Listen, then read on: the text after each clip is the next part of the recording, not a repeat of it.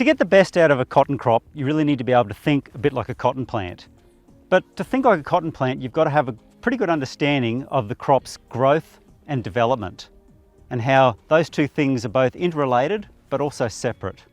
One of the things that sets cotton apart from the other crops that we grow within our farming system is that it's a perennial. And this plant, in effect, is designed to live forever. But as people, we manage this crop so that its growth and development spans a period of about 5.5 to 6 months.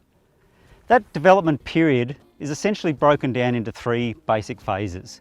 The early vegetative phase, where the plant is essentially setting itself up, growing a root system and getting some leaf area to set the crop up for stage 2, which is when the crop grows both vegetatively and reproductively, in that we continue to expand the canopy, growing new leaves and stems, but we're really interested in growing a large number of fruiting sites. The third stage starts at the point of cutout, where assimilant demand by the existing bolls reaches an equilibrium with the amount of assimilant that the canopy can produce. At that point, vegetative development ceases, and all of the ongoing growth in this crop is directed towards filling those bolls and bringing them to maturity. The development of a cotton crop is very much a function of temperature and the accumulation of heat units that we term day degrees. That relationship between development and temperature sets the boundaries on, for example, how long a crop might take to get to first square, how long a flower might take to become an open boll. That is development of the crop. Growth, on the other hand, very much refers to the amount of material that the crop produces. So, for example, the size of the canopy, the size of a boll, the amount of stem and leaf that a canopy might produce.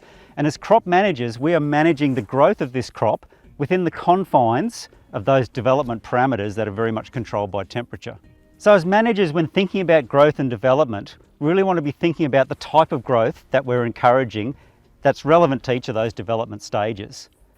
So for example, one of the key stages where it's really important that we're managing growth is during the flowering and boll setting period, where we basically want to have our nutrition and our water optimised so that we're maximising growth, maximising the production of those fruiting sites to set a very high yield potential. After cutout, it's important that we're then maximising the growth of the bolls by growing the plant in a way where those leaves are going to perform at their best and provide the assimilants to support that high boll load, taking it through to maturity for picking. So I hope this brings a little bit of clarity around the difference between growth and development, but also how they're related and how we can use our understanding of the crop's development to better target and manage our growth to secure a high yield.